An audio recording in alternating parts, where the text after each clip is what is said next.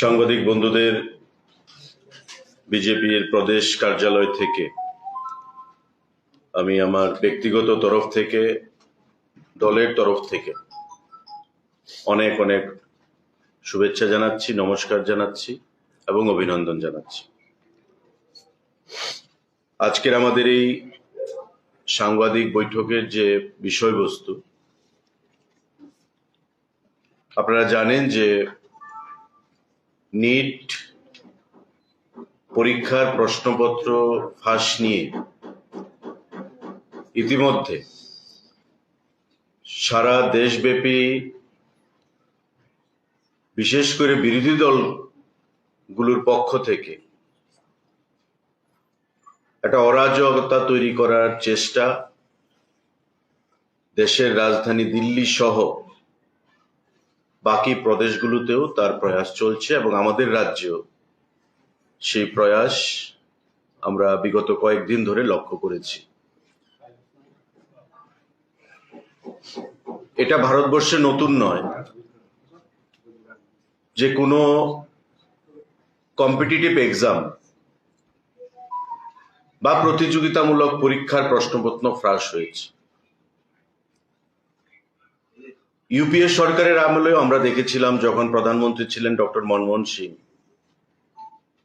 একাধিক কেলেঙ্কারি, একাধিক প্রশ্নপত্র ফাঁস, যার আজ পর্যন্ত কোনো সুরাহা হয়নি বা দেশের মানুষ প্রকৃত অর্থে কোনো জবাব পেয়েছে ওই সময়কার শাসনকালে, কংগ্রেসের নেতৃত্বাধীন শাসনকালে, আমরা কেউ সেটা বলতে পারি না। বিগত বা সদ্য সমাপ্ত যে নিট এক্সামিনেশন, যা কিছুদিন পূর্বে হওয়ার কথা ছিল, প্রশ্নপত্র ফাঁস হওয়ার কারণে সেই পরীক্ষাকে কিছুদিনের জন্য পিছিয়ে দেওয়া হয় এবং পরবর্তী পর্যায়ে যখন পরীক্ষা হয় সফলভাবে, তার ফলাফলও কিন্তু বেরিয়ে গেছে সারা দেশব্যাপী, আমরাও সেটা জানি। কিন্তু এই নিটের প্রশ্নপত্র ফাঁস নিয়ে শাসক দল এবং সরকারকে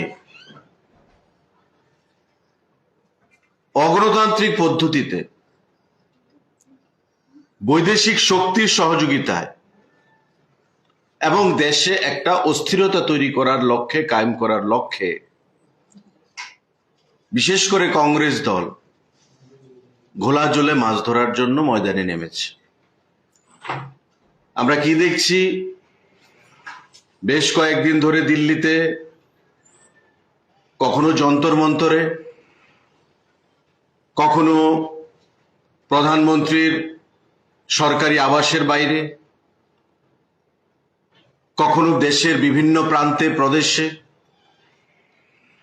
একটা অস্থিরতা তৈরি করা, আইন শৃঙ্খলাকে নষ্ট করা, সরকারি সম্পত্তিকে ধ্বংস করা এবং প্রধানমন্ত্রী, শিক্ষামন্ত্রী এ সমস্ত বিষয় নিয়ে দেশের মানুষকে দেশের মধ্যে এবং দেশের বাইরে বিভ্রান্ত করার একটা চক্রান্ত, একটা প্রয়াস জারি রয়েছে। আজকে তাই সর্বভারতীয় আমাদের দলের তরফ থেকে, দলের নির্দেশে আমাদের রাজ্যে এবং সারা দেশব্যাপী এই মিডিয়া বার্তালাপ বা প্রেস কনফারেন্স আয়োজন করা হয়েছে। আমাদের যেটা প্রশ্ন, তার আগেও আমরা দেখেছি, যখনই দেশে কোনো ধরনের কোনো ইস্যু, রাজনৈতিকগত ইস্যু বা অর্থনৈতিকগত যে কোনো সমস্যা তৈরি হয়, শাসক দলকে বিরোধী দলের থেকে বলা হয় যে পার্লামেন্টে এটা নিয়ে ডিবেট করা হোক, পার্লামেন্টে এটা নিয়ে আলোচনা করা হোক। যদি পার্লামেন্টের সেশন নাও থাকে, তবে বিশেষ অধিবেশন, স্পেশাল সেশন ডেকে সে নিয়ে পুঙ্খানুপুঙ্খভাবে আলোচনা করা হোক। বিরোধী দল থেকে শাসক দলের কাছে, স্পিকারের কাছে সেটা দাবি জানানো হয়। আশ্চর্যের বিষয়, বর্তমানে দিল্লিতে লোকসভার সেশন চলছে, আমাদের সরকার, আমাদের দল বলছে যে নিটের প্রশ্নপত্র ফাঁস নিয়ে আমরা আলোচনায় প্রস্তুত, অথচ বিরোধীরা, বিশেষ করে রাহুল গান্ধীর নেতৃত্বে বিরোধীরা সেখানে আলোচনা অংশগ্রহণ করতে চাইছে না। আমাদের স্বাস্থ্যমন্ত্রী জেপি নাড্ডা সাহেব বারবার বলছেন, we are ready to have a discussion in the floor of the house, that is in parliament, on this NEET issue. যারা বিরোধীরা আলোচনা করতে চায় তারা আলোচনা করতে পারে। প্রধানমন্ত্রী বলছেন আলোচনা করতে চাই, আলোচনা করা যেতে পারে। স্বরাষ্ট্রমন্ত্রী বলছেন আলোচনা করতে চাই, আলোচনা করা যেতে পারে। কিন্তু রাহুল গান্ধী, উনি আলোচনা করবেন না। উনি কি করবেন? ওই ককরোচ জনতা পার্টি যারা নিট নিয়ে শিক্ষামন্ত্রী ধর্মেন্দ্র প্রধানজির পদত্যাগ নিয়ে রাস্তায় বসে আছে, তাদেরকে উস্কানি দেবেন কখনো কখনো প্রধানমন্ত্রী নরেন্দ্র মোদীজির সরকারি আবাসের বাইরে গিয়ে বহিরাগত শক্তিকে নিয়ে সরকারি সম্পত্তি ধ্বংস করবেন আন্দোলনের নামে। আর ওই কোমলমতি শিশুরা, ছাত্রছাত্রীরা যারা এখনো রাজনীতি থেকে অনেক দূরে, তাদেরকে রাজনীতির স্বার্থে ব্যবহার করে সারা দেশে একটা টালমাটাল পরিস্থিতি তৈরি করার চক্রান্তে উনি সামিল হয়েছেন। অথচ গণতন্ত্রের পীঠস্থান আমাদের এই ভারতবর্ষ, গণতন্ত্রের পীঠস্থান আমাদের লোকসভা, রাজ্যসভা, তাতে গণতান্ত্রিক পদ্ধতিতে আলোচনা করবেন। মোদিজি চাইছেন, সরকার চাইছে যে শাসক বিরোধী প্রত্যেকের আলোচনার মাধ্যমে একটা সুরাহা বেরিয়ে আসবে নিট কেলেঙ্কারি নিয়ে, এবং আগামী দিনে যাতে এ বিষয় আর পুনরাবৃত্তি না হয়, আর যেন রিপিটেশন না হয়, সে বিষয় নিয়ে আলোচনা করতে চাইছেন। অথচ রাহুল গান্ধী রাজি হচ্ছেন না। এই যে একটা অরাজকতা, এই যে একটা অগণতান্ত্রিক পরিবেশ, এই যে একটা আন্দোলনের নামে দেশের সম্পদ নষ্ট করা, দিল্লি পুলিশের উপর আক্রমণ করা, সেই জিনিসটা মেনে নেওয়া যায় না। তার বিরুদ্ধে আজকে সারা দেশব্যাপী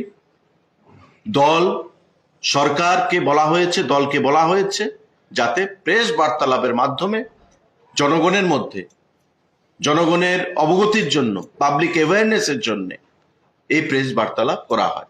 আপনারা জানেন সাংবাদিক বন্ধুরা, ইতিমধ্যে এই নিট কেলেঙ্কারি নিয়ে 13 জনকে গ্রেপ্তার করা হয়েছে। দিল্লি, পুনে, নাসিক, লাতোর, গুরুগ্রাম, এই সমস্ত অঞ্চল থেকে, এলাকা থেকে 13 জনকে গ্রেপ্তার করা হয়েছে এবং তাদেরকে জেলে পাঠানো হয়েছে। মোদিজি টুইট করেছেন, সোশ্যাল মিডিয়াতে বলেছেন, কি বলেছেন? যে nothing is more important to us than the welfare of the students and the future of the students. আমাদের কাছে সব থেকে গুরুত্বপূর্ণ হচ্ছে যারা ছাত্রছাত্রী, যুবক, তাদের ভবিষ্যৎ এবং তাদের ওয়েলফেয়ার, তাদের স্বাস্থ্য সংশ্লিষ্ট বিষয়। এবং তার জন্য উনি ফাস্ট ট্র্যাক কোর্ট গঠন করার ঘোষণা দিয়েছেন, যাতে এই ধরনের কেলেঙ্কারি যদি পুনরাবৃত্তি হয়, ঘটে, বা বর্তমান যেটা ঘটেছে, তার ফাস্ট ট্র্যাক কোর্টে দীর্ঘমেয়াদী পরিকল্পনা না নিয়ে ফাস্ট ট্র্যাক কোর্টে যেন তার বিচার ব্যবস্থা সম্পন্ন করা যায়। প্রধানমন্ত্রী টুইট করে সোশ্যাল মিডিয়াতে সেখানে নির্দেশ প্রদান করেছেন। 13 জনকে গ্রেপ্তার করেছেন এবং ভবিষ্যতে যেন এই সমস্ত জিনিসের আরো পুনরাবৃত্তি না হয় তার জন্য দপ্তরকে সতর্ক করেছেন, আধিকারিকদেরকে সতর্ক করেছেন। পার্লামেন্টে আলোচনা চাইছেন, কিন্তু সেই আলোচনা রাহুল গান্ধী ভেস্তে দিতে চাইছে। প্রধানমন্ত্রীর বাড়ির সামনে গিয়ে আন্দোলনের নামে অগণতান্ত্রিক পদ্ধতিতে পুলিশের উপর আক্রমণ সংঘটিত করছেন। সরকারি গাড়ি, পুলিশের গাড়ি ধ্বংস করছেন। কোত্থেকে অর্থ আসছে, কোত্থেকে এই শক্তি আসছে? এটা নিট হচ্ছে একটা উপলক্ষ মাত্র। আপনারা বিগত দিনেও দেখেছেন কৃষক আন্দোলনের নামে ভারতবর্ষকে অস্থির তৈরি করার চেষ্টা হয়েছিল, কিন্তু ভারতবর্ষের মানুষ ওই কাশ্মীর থেকে কন্যাকুমারী, কন্যাকুমারী থেকে মিজোরাম, এই সমুদ্র হিমাচল ভারতীয় জনতা পার্টির প্রতি আস্থা রেখেছে। একের পর এক রাজ্যে ভারতীয় জনতা পার্টিকে সরকারে প্রতিষ্ঠিত করেছে এবং বিগত একটা ঐতিহাসিক অভূতপূর্ব নির্বাচনে পশ্চিমবঙ্গে এবং আসামে ভারতীয় জনতা পার্টিকে আবার ক্ষমতায় প্রতিষ্ঠিত করেছে। পশ্চিমবঙ্গে প্রথমবার ডক্টর শ্যামাপ্রসাদ মুখার্জির রাজ্যে এবং আসামে আমাদের পরপর 3 বার ভারতীয় জনতা পার্টির সরকারকে ক্ষমতায় প্রতিষ্ঠিত করেছে। তো কংগ্রেস দল যখন জনবিচ্ছিন্ন, কংগ্রেস দল যখন একের পর এক নির্বাচনী বৈতরণী পার হতে ব্যর্থতা প্রমাণ করছেন, যখন ঘুরে দাঁড়ানোর আর কোনো রসদ নেই, তখন পার্লামেন্টকে বিকল করে দিচ্ছেন, তখন আন্দোলনের নামে অগণতান্ত্রিক পদ্ধতি অবলম্বন করছেন, তখন আন্দোলনের নামে কোমলমতি ছাত্র ছাত্রী যারা রয়েছে, যারা ভবিষ্যতে ডাক্তার হবে, ইঞ্জিনিয়ার হবে বা ভালো পড়াশোনা করে নিজেদেরকে প্রতিষ্ঠিত করবে, দেশকে গৌরবান্বিত করবে, তাদেরকে রাজনৈতিক ভাবে ব্যবহার করে আন্দোলনটাকে হাইজ্যাক করতে চাইছেন, যেটা আগামী দিনে কঠোরভাবে দেশের মানুষ জবাব দেবে এবং গণতন্ত্রে বিশ্বাসী দল হিসাবে, গণতন্ত্রের ধারক বাহক হিসাবে জনগণের কাছেই আমরা সেই বিচার চাইব। আবারও বলছি, আই অ্যাগেন রিটারিয়েট, যে কোনো অরাজকতা তৈরি করার চক্রান্ত রাজ্যে এবং দেশে কঠোর হস্তে দমন করা হবে। This is the last question. না রুদ্র দেশব্যাপী নিজেরা সিম্পল কথা বলছে, কিন্তু এর মধ্যে আমাদের রাজ্যেও দেখা যাচ্ছে একটা সফেদ দিয়ে একটা প্রশ্নপত্রের একটা কেলেঙ্কারির কথা উঠছে। দলের তরফ থেকে কি বক্তব্য থাকবে? সফেদ পরীক্ষার প্রশ্নপত্র পাস হওয়া নিয়েও একটা বক্তব্য হচ্ছে, এটা নিয়ে দলের বক্তব্য কোন দপ্তরের? সফেদের না, কোনো সফেদের তো কোনো ডিপার্টমেন্টের এনএইচএম। ওকে, আমার সঠিক জানা নেই। শুনুন, আমাদের সরকার রাজ্যের মাননীয় মুখ্যমন্ত্রী প্রফেসর ডক্টর মানিক শাহর নেতৃত্বে স্বচ্ছভাবে চলছে। চাকরির ক্ষেত্রে বলুন, কোনো নিয়োগের ক্ষেত্রে বলুন, যে কোনো ক্ষেত্রে ট্রান্সপারেন্সি মেনটেন করে হচ্ছে। একটা উদাহরণ দিন যে আমাদের সরকার মুখ্যমন্ত্রীর নেতৃত্বে চাকরির কোনো কেলেঙ্কারি সংগঠিত হয়েছে, একটা উদাহরণ দিন। জিআরবিটি বলুন, টিপিএসসি বলুন, প্রতিটি ক্ষেত্রে দপ্তরের রিক্রুটমেন্ট বলুন, প্রতিটি ক্ষেত্রে, এবং সমস্ত কিছু মেনে আইনি বৈধতা যাচাই করে ট্রান্সপারেন্ট ওয়েতে সেখানে নিয়োগ প্রক্রিয়া সম্পন্ন করা হচ্ছে।